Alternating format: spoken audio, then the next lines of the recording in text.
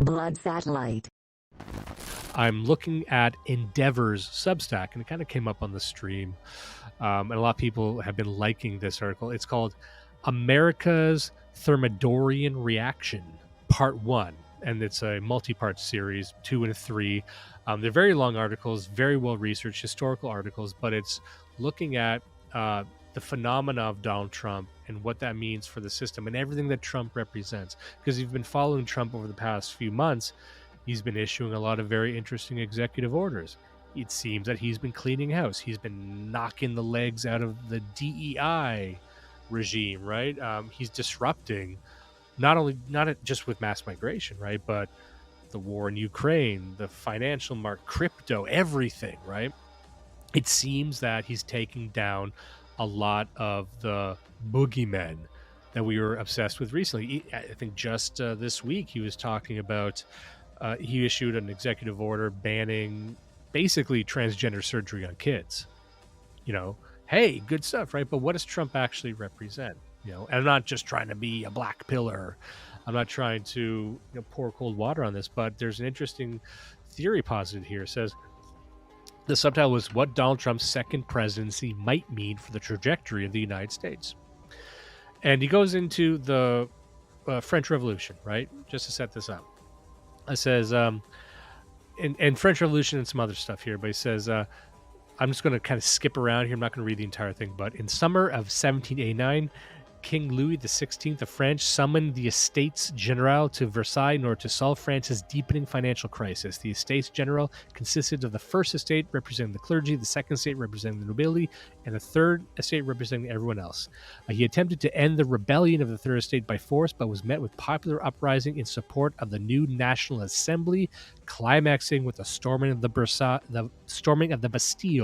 in 1789. So we're talking about the French Revolution now. 5 years later, France found itself gripped by a brutal reign of revolutionary terror under the 12-man Committee of Public Safety led by the radical revolutionary Maximilien Robespierre. You know, people kind of know the story here of the French Revolution. The king was dead, the monarchy had been abolished, the church had been shut down, and scores of people were being hauled off to the guillotine daily. Nobles, clergymen, and royalists that already met their maker, courtesy of the guillotine's blade, were forced into exile. After months of constant tide of executions, some revolutionaries in the National Convention began to worry for their own safety. Robespierre and his allies in the Committee of Public Safety suffered the same fate, which they had condemned thousands to on July 28th at the guillotine. In turn, the far-left Jacobin Club was dissolved as most leading members had been executed. The events which led to the overthrow of Robespierre and the end of the reign of terror during the French Revolution have been dubbed the Thermidorian Reaction by historians. The name is derived from the French Revolutionary calendar, which renamed the days of the week and months of the year and began counting years from the date of the declaration of the French First Republic. The Thermidorian Reaction was not a counter-revolution. It did not restore the ancien regime of the Bourbon monarchy, and it was not the end of the French Revolution, nor the regime which the revolution had been brought about. Those who carried out the Thermidorian reaction were not counter-revolutionaries. They were in fact revolutionaries themselves who had supported the original revolution. The Thermidorian reaction was a reaction to the excesses of the revolutionary regime, in particular the Reign of Terror, which had claimed around 40,000 lives at that point. By summer of 1794, at the height of the center, and at the center had already been ruthlessly suppressed via the Revolutionary Terror, the center-left began to fear that they would be next. It wasn't the end of all political persecution under the revolutionary regime, but it halted the daily en masse executions, while many of the Thermidorians were in fact culpable of the terror themselves. Following the Thermidorian reaction, a new incarnation of the revolutionary regime was formed in 1795, known as the Directory, ruled by 5 directors periodically elected by the Assembly. And just to, I'm not going to summarize from there. When we discussed Napoleon in the past, what you saw with Napoleon, while he was an imperialist and while he was interested in stomping out the excesses of the French Revolution, he seemed to be forwarding a lot of the fundamental first principles of the revolution itself. He was trying to smash the ancien regime, or was signaling that he wanted to, in every other country that they were taking over. He was going to liberate them. So it was like the mass exporting of the revolution under a different guise. So basically, what he is saying here is that Trump is a Thermidorian reaction. And I would encourage everyone to read this, but if you look at what he represents to the system, all he is really doing is reining in the most extreme excesses of it. And what would those be? Well, that would be mass migration. That would be the tranny shit. And that would be some of the DEI stuff. But, we had said many, many months ago when they said they're putting the woke away. Well, what do we mean by woke? What is woke? You've got a guy who's qualified by the left as being the most right-wing president in American history. This right-wing president is pro-Israel, the most pro-Israel president ever. Believes in gay marriage, is pro-abortion. What else?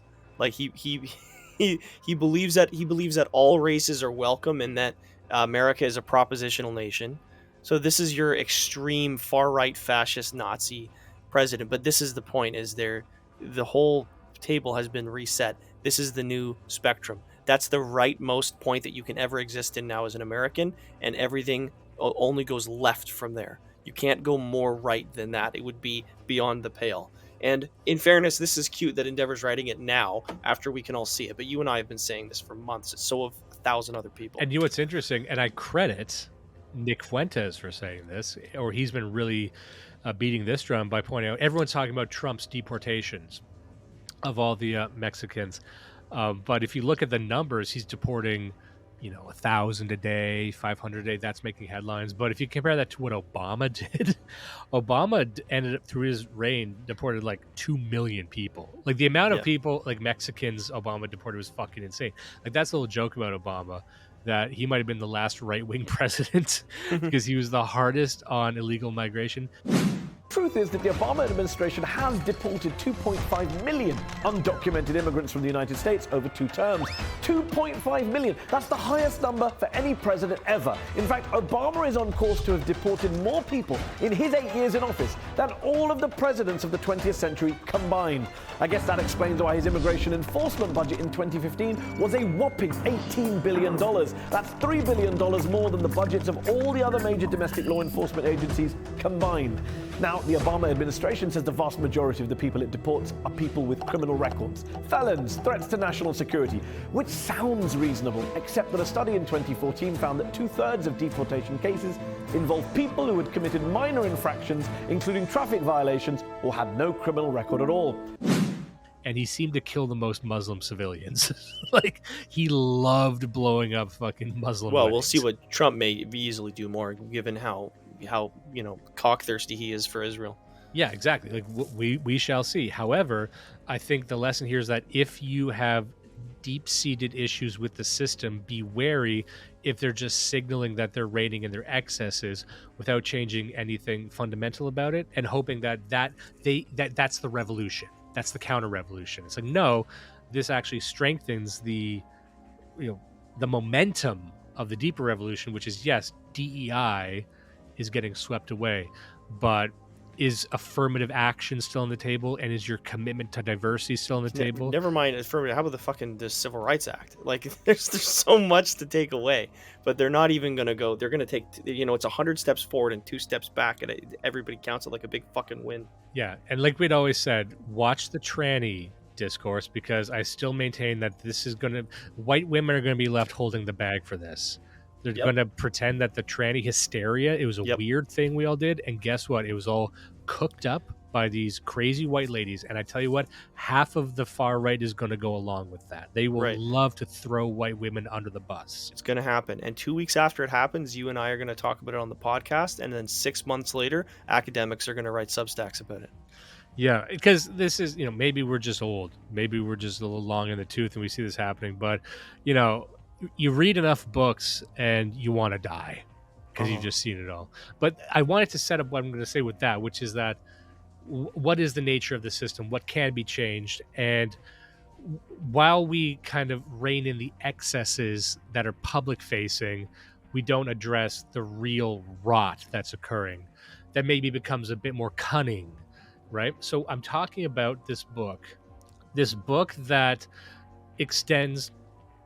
The book I see as working in concert with the last book we had discussed, which is Programmed to Kill. And this is called Eye of the Chickenhawk by Sam Dovey. It's a fascinating book. There's a couple issues that I have with the book, however.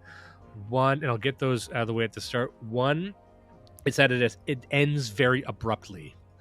It seems very haphazardly put together. It's a lot of facts, it's a lot of data, it's a lot of good stuff in here, but I think it needed a conclusion to tie everything together. But this book is primarily concerned with serial killers and, most importantly, child sex trafficking and child sex trafficking syndicates. And I use that term on the last one, Program to Kill, because Program to Kill was challenging the idea of the serial killer. Does the serial killer profile really exist if you look at, what really happened in these cases? This fuses with that and talks about child abductions, child sex trafficking, and how often these serial killers are just fronts or just the most public-facing part of these vast networks of pedophiles. And let me just set it up by saying that these networks of pedophiles and consumers of child pornography, one could be led to believe, if they watch the news, that they're just consumers of media, right? They just watch videos. And I've come to the belief over, reading these books and a lifetime of hearing these stories, that there's no such thing as just a pedophile. I think that's a psychoanalytic term by saying, oh, it's just someone who's attracted to children in that way. Or, perhaps we could create these images with AI, then what's the victim? And I'm like, I don't think that exists. I just like I don't think transgenderism exists. It's like a bucket for a bunch of other strange pathologies, right? Sorry, I cut you off there. No, I was going to say, which it's neat because with, well, I guess it's not neat, but it's similar with pedophiles and with trannies, who are kind of the same thing. We've done such a good job in previous generations of tamping them down that the only way they can exist is as nodes in a web. They can't exist in isolation because they get crushed from the outside by the rest of us. So when you find one, you always have to pull on the thread. 100% of the time, you will find a dozen others the minute you pull on the thread. And also these networks of where they're trading the media, guess what? They're probably also looped in with child abductions and snuff films and clubs where they're actually being trafficked to these people. And that's the whole idea here, that these syndicates, they have their hands in it all, and they're much more decrepit than you might think. So there's a lot I want to get to. I might speed run this, and I'm just going to read it and then maybe comment on it. But it's a fascinating story. If you look at the cover of the book, it's a bunch of squares connected. So it's about this happened, it's connected to this and connected to that. It's laid out very, very plainly, and I appreciated that. But I'm going to try and get to it in a way where hopefully it doesn't sound too confusing. I'm not going to be able to get to everything. There's parts that I'm not going to cover, but there is a through line through this entire thing that connects to John Wayne Gacy and Marc Dutroux, both of which we mentioned in the last coverage of Program to Kill. But also these insane cases. And this is one thing I also wanted to get to at the top, which is that if you are in this space, you've been paying attention to all these stories, every so often you hear these stories, or someone reminds you of this insane, child sex trafficking story that implicated the royal family or 10 Downing Street or the Belgian government. And it's always a groundbreaking case. You tend to forget about it. And what I noticed in this book is once you line them up all side by side, it all comes into stark relief how connected they are. And there's actually a lot of characters that show up in a lot of these cases and how connected they all are internationally. And also maybe it's just the fact that the temperature of the water has been raised so slowly, but I'm like, there's so many of these mind-blowing cases that we just forget about. And again, if you just line them up all side by side, it becomes clear. I'm like, oh, this is a real fucking problem. And you can only interpret the governments and the police as being culpable in this, in covering up a lot of times. So he starts off with a really interesting comment here. He says, if art is a peek inside the psyche of society at any given moment, then snuff film is sure to mark the end of it. The definition here is specific. It's not just a film produced to capture a live murder on film, but one is produced for the express purpose of pleasing an audience. Live murder films produced and circulated by drug cartels or terrorist groups are not snuff films, but propaganda, and they are not necessarily intended to be enjoyed. I think that's an important thing, right? Like a snuff film has to be created with that purpose in mind and for a very, very specific audience. Now, I'm going to just go through a bunch of cases that this is an extensively footnoted book, right? So let's just take it at its word. It says, in 1985, a prominent Manhattan art dealer named Andrew Crispo was accused of ordering the murder of a Norwegian fashion student named Egil Vesti during a sadomasochistic orgy held in a back room of his art gallery, infamously known as the Death Mask murder. Vesti's charred remains have been discovered in a smokehouse on the property of a United Nations official named John P. Lagueros. Vesti's naked body was found with a leather gimp mask slipped over his head, punctured by a bullet hole. The UN official's son turned out to be a personal assistant of Andrew Crispo named Bernard Lagueros, who was charged with second-degree murder after a .22 caliber rifle deemed to be the murder weapon was discovered in his gallery. The 22-year-old Lagueros stated Crispo had gotten him hooked on cocaine and used him to procure victims for S&M encounters. He claimed Crispo had ordered him to execute Vesti during a cocaine-fueled sadomasochistic orgy. That's going to be a theme in this book about how many of these individuals, they're sort of brokers for like these clubs. You know, when I was in my hometown of Kingston, Ontario, I was driving through there one day. I remember there's rumors that there's a lot of money in that town, right? There's a lot of old money and established figures and a lot of history in the town. There's all these rumors of like orgies going on in these mansions that they would have just off of the downtown strip there. And so every time I'm driving through the streets, right, looking at these really old, expensive houses, I'm like, what if there's an orgy going on in there, right? Because I bet it happens more than you think, right? We think that's just shit that happens in, you know, silly horror movies, but, you know, just drive down the street and wonder, are there sadomasochistic orgies going on in any of these mansions? The answer is probably yes. So, moving on, he says, upon being taken into custody and questioned, moving on to another case, Wayne Henley told police he knew of several missing teenagers this individual named Corll, we'll get to in a second, Corll had killed and buried in a nearby boat shed. Henley directed police to 4500 Silver Bell, where Corll had rented a storage shed since 1970. Inside, they discovered two 10-pound bags of garden lime, a rake and a shovel, plastic bags full of teenage-sized boys' clothing, an envelope containing pornographic literature, and disturbed soil beneath some carpeting. A subsequent excavation on the site turned up the bodies of 17 boys aged between 13 and 19 who'd been reported missing. While initially vague in the explanation he gave as to the relationship with Dean Corll and how he came to know about the mass grave, Wayne Henley eventually confessed to having helped torture, kill, and bury at least 6 of Corll's victims. Dean Corll was nicknamed the Candyman Killer, and the motive behind his murders was attributed to his modus operandi as a, quote, serial killer. A man driven insane by intense desire to control, manipulate, and kill led one of the most horrific serial killing sprees of his time. Today we discuss the Candyman, Dean Corll. Which is to say his motive was looked at for the pathology of a single killer.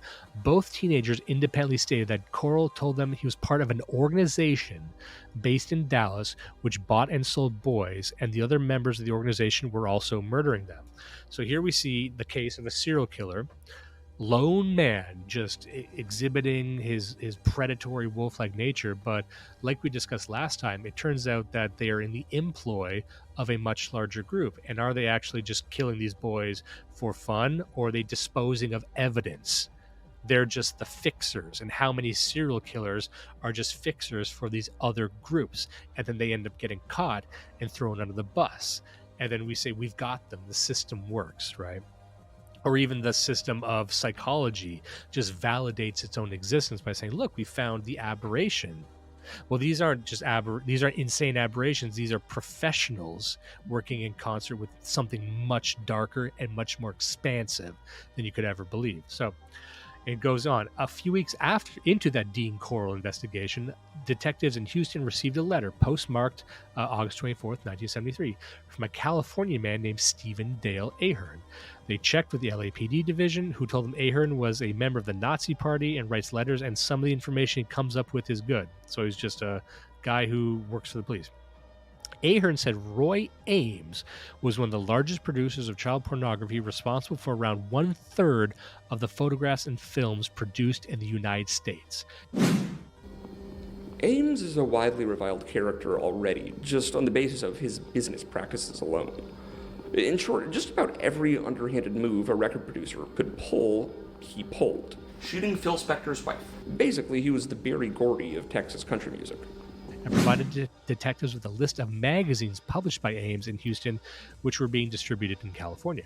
About a week after the LAPD Vice Division were contacted with the help of this, they arrested a Hollywood-based child pornographer named Guy Straight, ironic, on September 1st, 1973, for using underage boys in his films, some of whom from Texas. Roy Ames was first mentioned in the missing persons file report when 2 of Dean Corll's victims disappeared. So we're starting to build connections here. Acting on this information, police in Dallas arrested a 45-year-old man named John David Norman, found at the address in the company of 5 teenage boys. From the apartment, police seized pornographic equipment, child pornography, and enough publishing stationery, files, and literature to fill an entire van, all pertaining to an organization called the Odyssey Foundation. Among the files seized were thousands of index cards with the names and addresses of clients around the country, some of them prominent people, and some federal employees in Washington. The foundation had been set up to ostensibly operate as a non-profit mentorship program which paired adult sponsors with boy fellows for interstate education trips. Among the files seized from Norman's apartment were photos and descriptions of available boys, of which 4 had the word kill written on them. The timing and discovery of the kill photographs may have raised an eyebrow, but what happened with the Odyssey Network clients raises both. These would be handed over to Henry Kissinger's State Department and subsequently destroyed. You're starting to get the sense that these networks are much, much larger than you might originally think. And the other thing, this is a thread that why we've through this entire thing, is how connected these groups are to, youth mentorship programs. I mean, this should surprise no one. Like, if you were a pedophile, what would you do? Well, you'd probably try and start a kindergarten, wouldn't you? So a lot of times they're sourcing these kids from these charitable organizations, summer camps, shit like that. So how many of them? Not all of them, but obviously that's the number one thing that you would start. So, and the other thing you get in the book is, like, throughout the 70s and 80s and 90s, there were so many child pornography magazines just in circulation, right? It seems crazy now because everything has to be so secret, but like these organizations just had PO boxes. Remember NAMBLA, that organization, the National North American Man Boy Love Association? That was always a running joke. I'm like, there was like 7 or 8 other ones like that were just open. You could just, like, there would be like a child pornography magazine with like classified ads at the bottom with just guys' names and numbers. They say, I'm a pedophile too, let's find boys together. And it's just like, you hate to even kind of chuckle at it, but this used to be so much more open, right? And people used to just, what would you do with the people who wanted those magazines? Well, you had a fucking filing cabinet full of names and addresses. So that's how it was so easy to bust these things. Now, continuing on with John Norman, this guy's interesting. From inside Cook County Jail, Norman was inexplicably granted access to, and this is wild here, publishing, printing, and mailing facilities required to produce and distribute literature for his Odyssey Network under a new name, the Delta Project. Assisting Norman with the Delta Project from prison, by the way, was a young inmate named Philip Paskey, a tall, slimly built 20-something transvestite with long blonde hair, serving, fancy that. How many other transvestites were involved in this? Serving time for accessory to murder, he pleaded down to theft. Then in 1977, a judge inexplicably ordered Norman's early release, and he moved with Phil Paskey into a basement apartment in Chicago, just to be short, a 20-minute drive from where soon the bodies of 29 teenage boys would be exhumed from the crawl space of John Wayne Gacy. What's the connection to John Wayne Gacy? Well, after John Norman went back to prison in 1978, Philip Paskey, the transvestite, lost his job as a children's supervisor at a public swimming pool. Jesus Christ. And as records show, went to work at John Wayne Gacy's construction company, painting, decorating, maintenance, otherwise known as PDM. The thing of it is, they want you to believe that I and I alone committed these murders, and I had nothing to do with the murders of anyone. If anybody was involved, then how many people are we talking about beside yourself? We believe there was 4 people involved, and that would be Michael Rossi, David Cram, Philip Paskey. There was a crossover when we checked into John Norman's background that he goes all the way back to the early 70s, involved in, he ran the Norman Foundation, he run Epic International, and the Odyssey Foundation out of Dallas, Texas. And these were organizations where wealthy men could hire young boys for sexual weekends. Male prostitution. Had you ever met Norman? You ever had any contact with Norman? I have yet to see a current picture of him, and therefore I'd have to say no. Phil Paskey may have been with him at one time or another, because, see, again, I came home from out of town at times, and Phil Paskey would be at the house drinking beer or something like that. So we talked last time about John Wayne Gacy, about the big fat clown serial killer found with all those dead bodies beneath the basement of his house, in the crawl space of his house. Well, the story really was that he was, again, working in conjunction with this team, most likely sourcing and kidnapping young gay boys or young boys that were trafficked to this large organization. And once again, here's a serial killer, a random aberration that seems to just have been like a hired gun for this other group that was sacrificing him to the public, saying, oh, that's the case closed, It says, when detectives arrived at Gacy's home, the crawl space was found flooded on account of the water pump being disconnected. After it was turned back on, the crawl space drained. The first human remains were unearthed. Gacy was arrested at a gas station. As he was arrested, he was reported saying, who else do we have at the police station? There's others involved. During his interrogation, he named both David Cram and Michael Rossi as accomplices who had buried the bodies. According to testimonies provided by both these men, Gacy claimed to work for a crime syndicate involved in, quote, setting people up. Interesting. Now, going back to this Norman character, during the period, Norman was involved with a group of Chicago men who published a, quote, boy lover newsletter called Hermes. This underground publication was printed in Chicago and used coded classified ads to propagate the Delta Project Odyssey Network and advertise mail-order hardcore child pornography.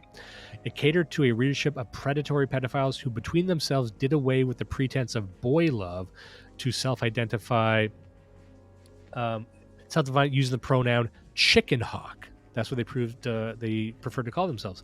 A hawk that hunts little chickens, or in their case, boys. Aside from carrying advertisements from Norman's trafficking network, Hermes also published advertisements for clandestine groups providing support and instructions for how to infiltrate community groups such as the Boy Scouts, Big Brother programs, and church-affiliated youth groups, including guides on how to groom children. This was just magazines they published, right?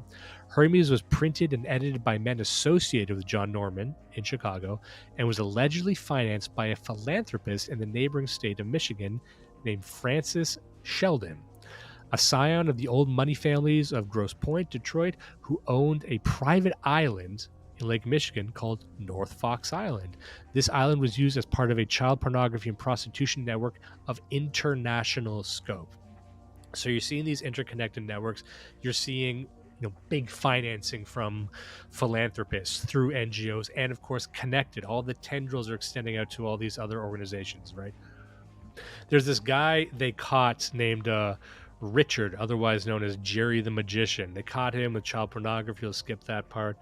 So after they catch him from prison, this guy named Richard sketched out a large, on an actual sketch, he sketched it on a piece of paper, or on a napkin rather, sketched out a diagram of a large network of child pornography operations, one which spanned from state to state, coast to coast, right across the United States and even the Atlantic Ocean.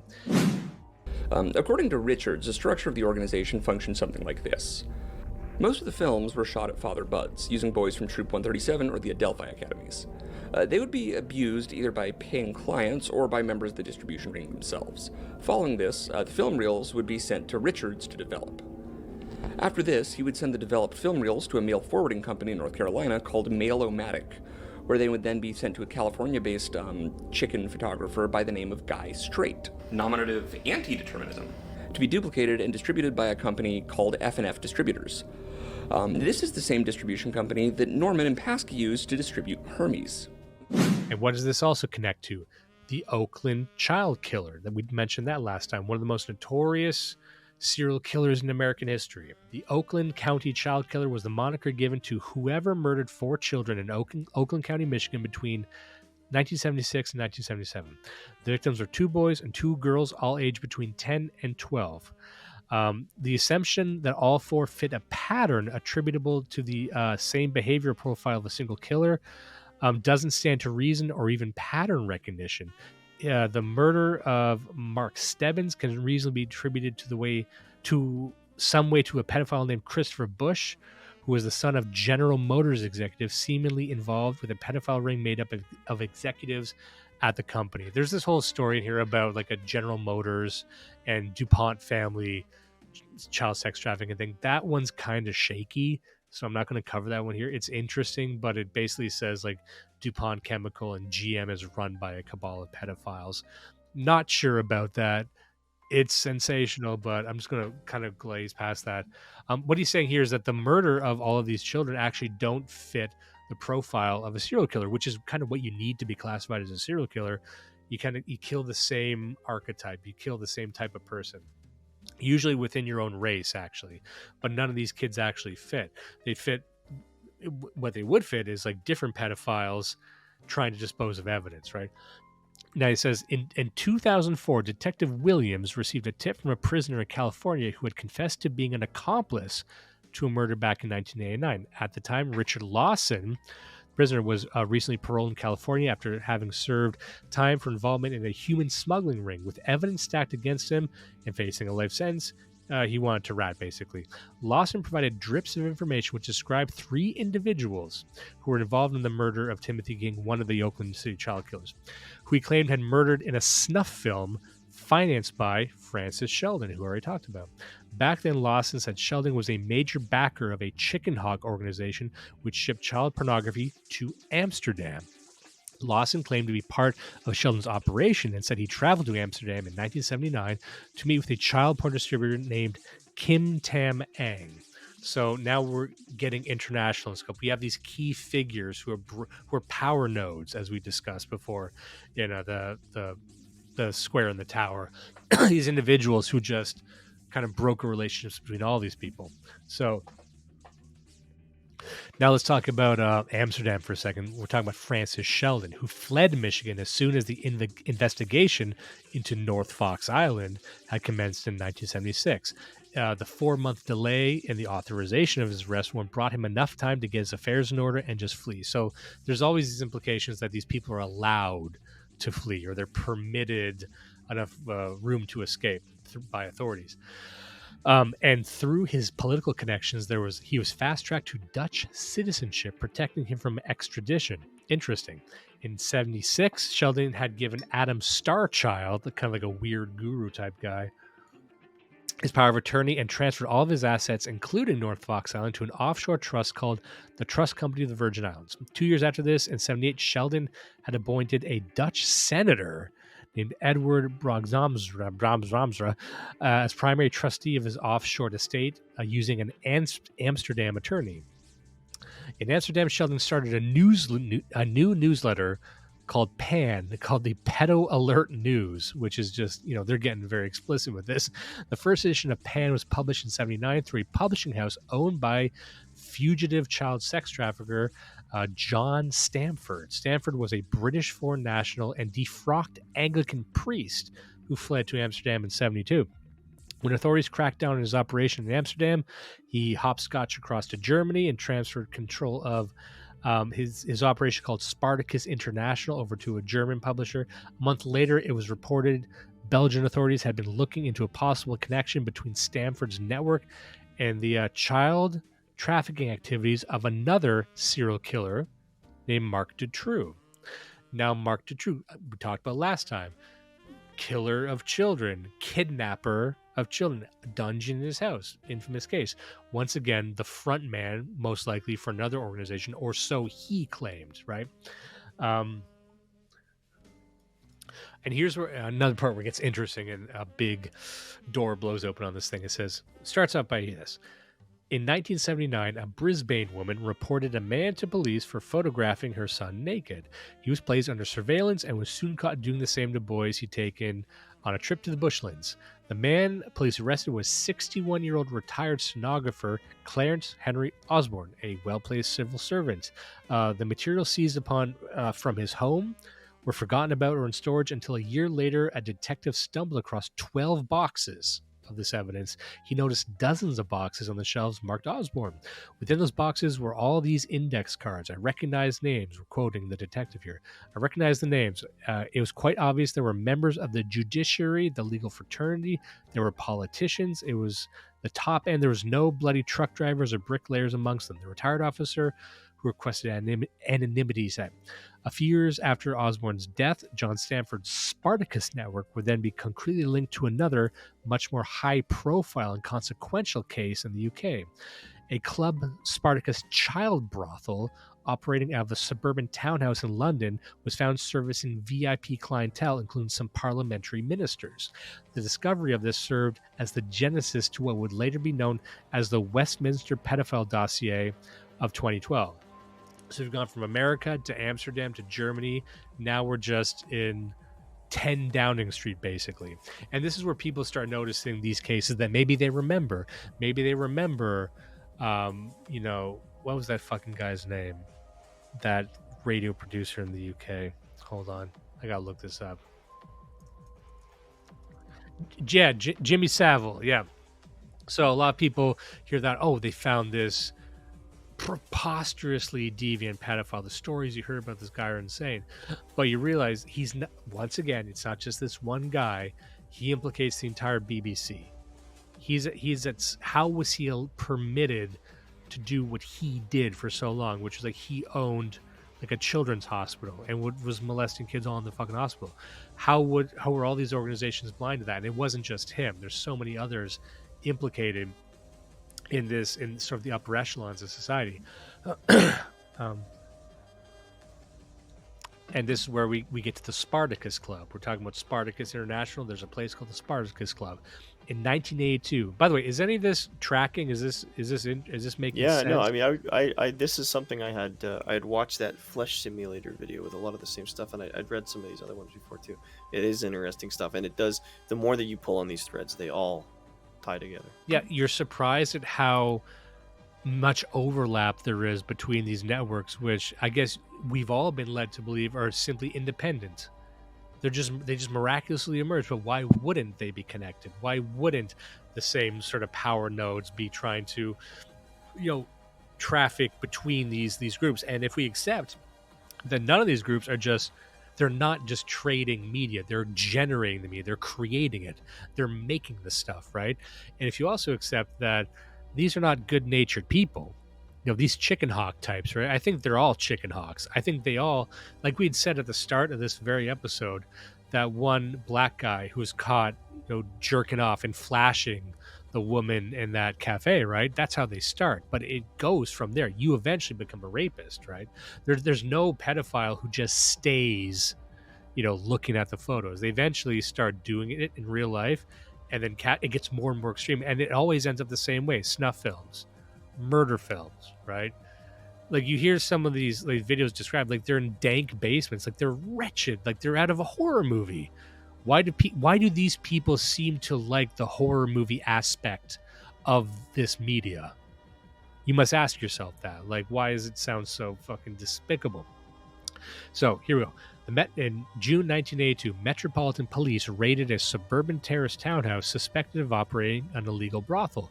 The owners, a German couple named Harun and Corll Kassir, operated a suburban hotel at the address called the Elm Guest House, with a sign out front which read Spartacus Club. Now look, if I see a townhouse with Spartacus Club out front, I know there's something devious going on in there, right?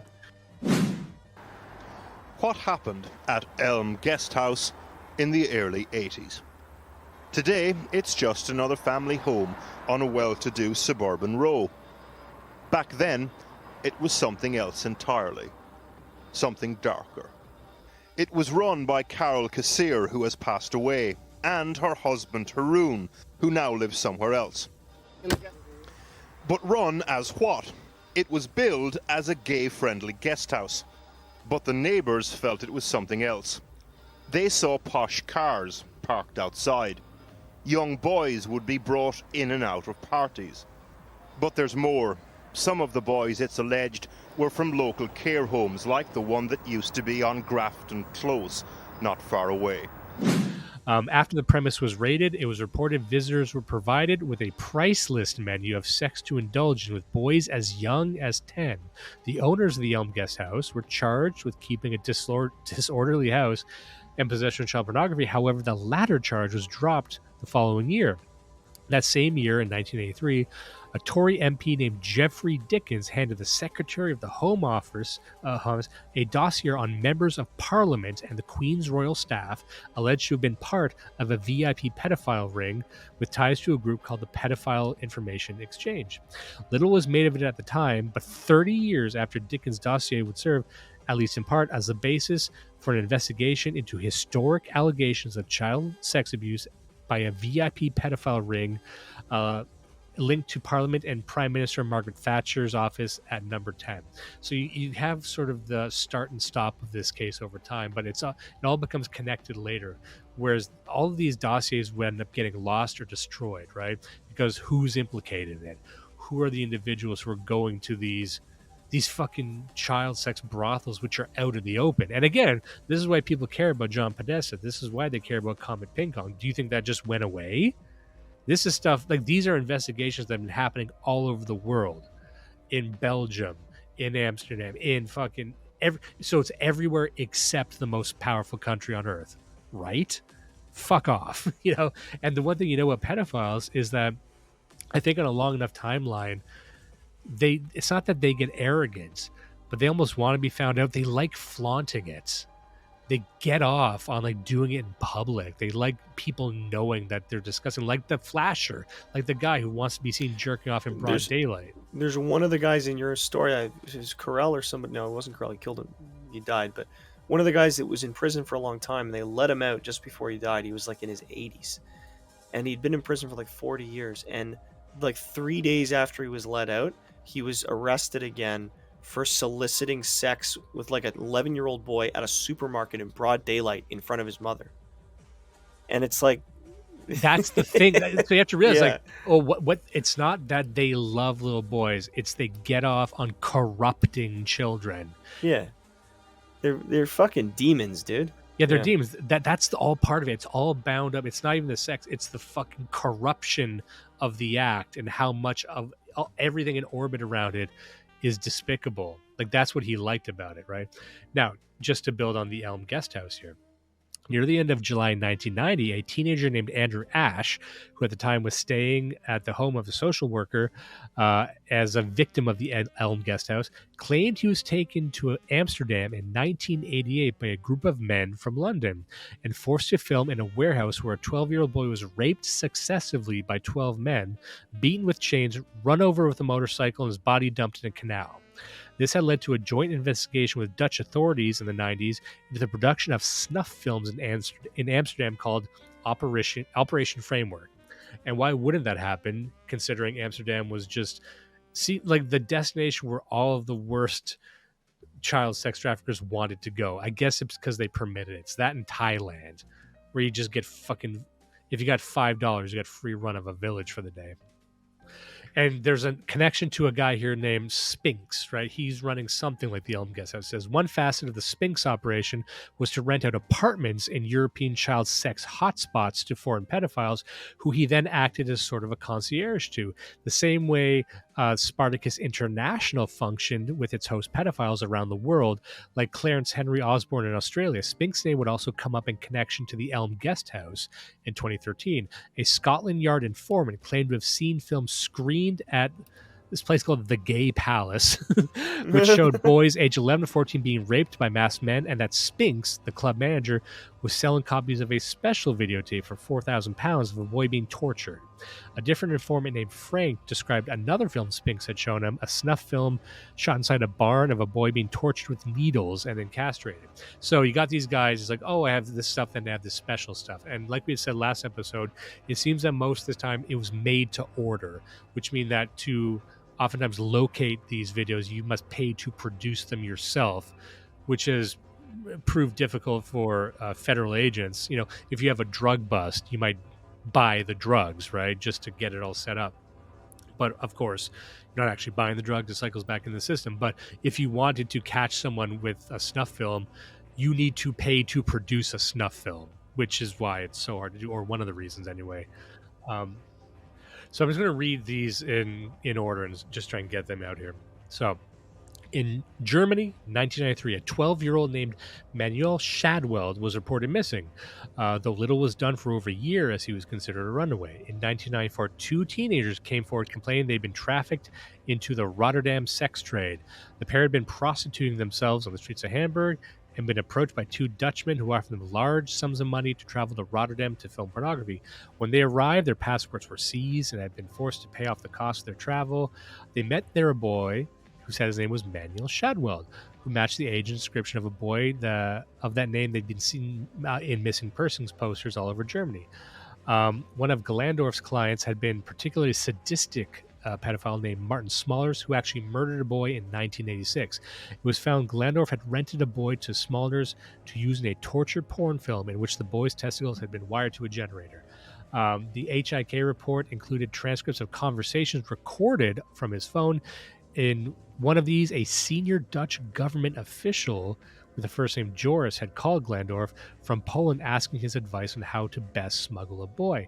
The Joris in question had been Joris Fracken, a bureaucrat who worked with the Ministry of Health, who would later serve as Deputy Prime Minister of the Netherlands and would be viciously stabbed to death in the garage of her home in February 2014. This is all connected to a larger case of basically where we're painting a picture here is rampant child sex abuse by Dutch politicians. You start pulling that thread, and so many other politicians and bureaucrats come along with it, Dutch specifically. So just going back to Marc Dutroux here. So it says, according to one of these detectives, Dutroux had mentioned a nursery near Roxanne Films where infants were used for pornography. Most hated man in Europe. These are some of the most horrendous crimes that any criminologist will ever come across. A makeshift dungeon below a house in Marcinelle. Others were buried alive. How has Marc Dutroux been able to operate so freely and for so long? He knew that he was not going to be caught, that he was protected in some way. Tapes that allow him to blackmail a minister. He is simply a small player in a much bigger criminal conspiracy. Big businessmen, there were also politicians. Also people from the police. 1, 2, several children. They had sex with him, of course. Belgians lost faith in their judicial system and accused the courts of colluding with the killers.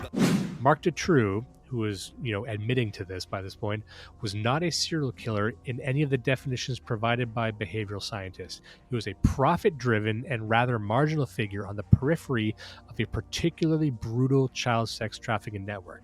The best place to start among the generally forgotten facts would probably be with the fact that Dutroux somehow managed to accrue enough wealth as an unemployed electrician to own 7 properties.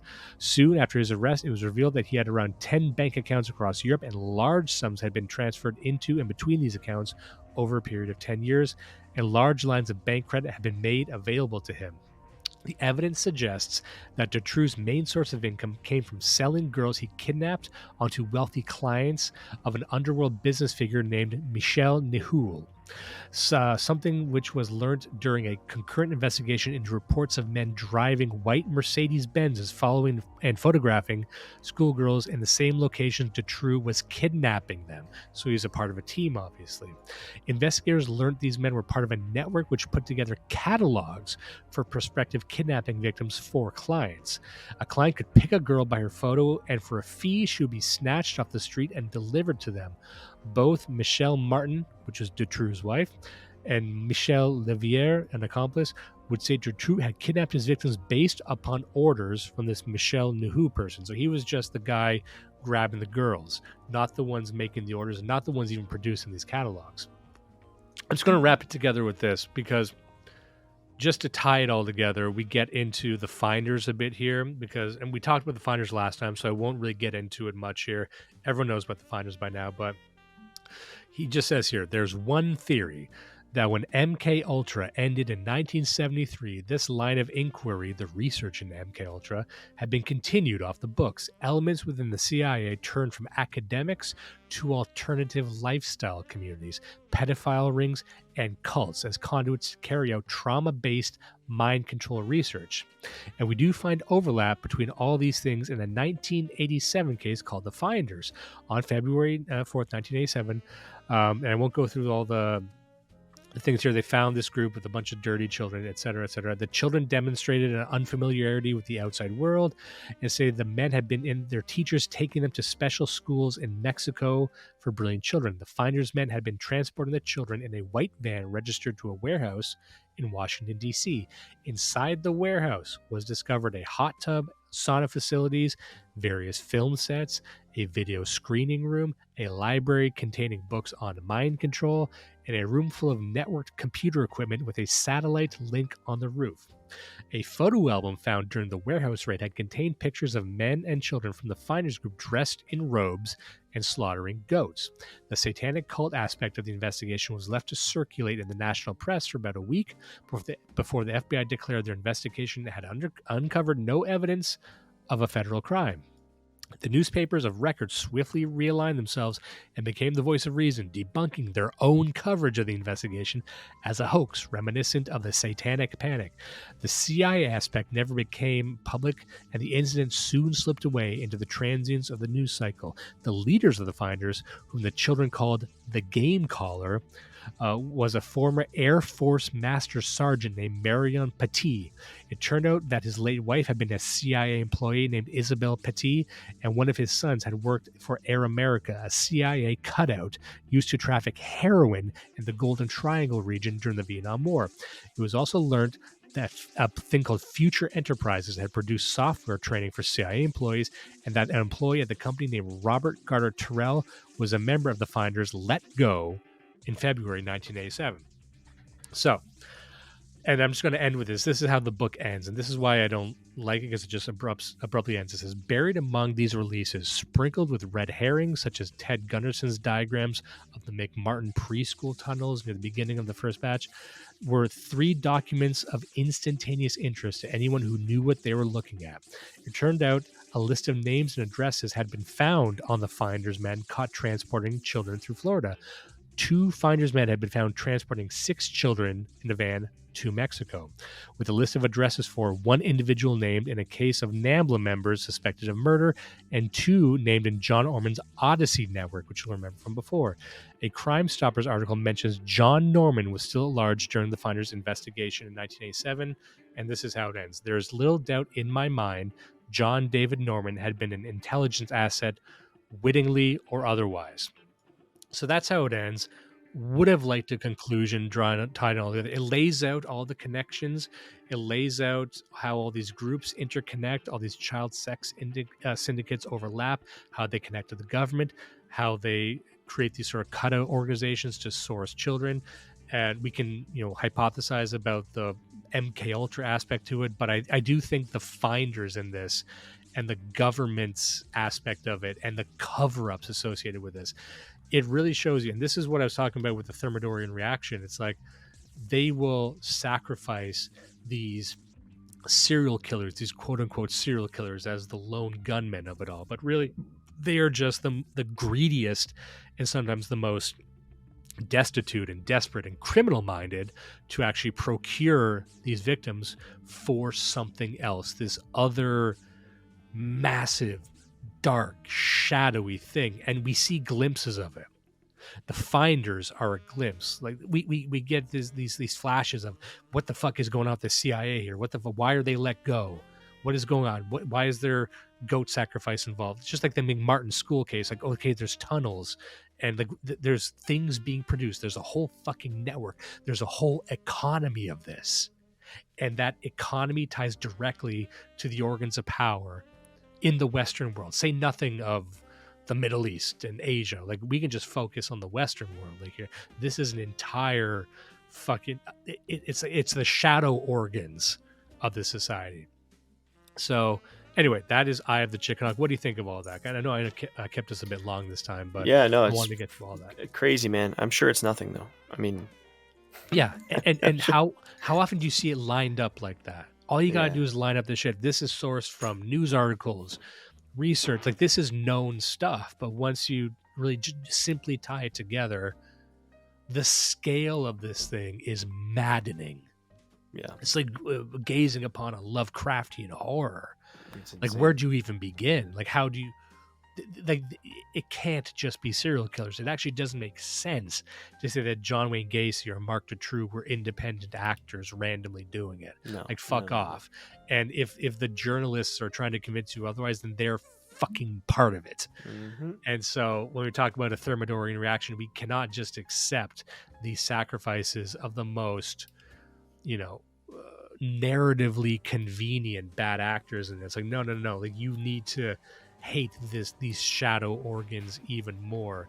And it sounds conspiratorial when you say it, but yeah, it is a fucking conspiracy, because it does happen. Yeah, it's a conspiracy. Yeah. Anyway, I'll let you go. I hope everyone liked that absolute bummer of a two-parter we've just done. But people need to know this. People need to know that this is still going on. Like, it starts in the 60s and 70s.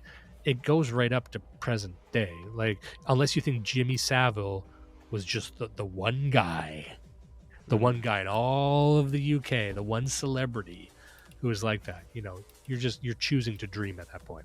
Yeah. Do not let the rapists win.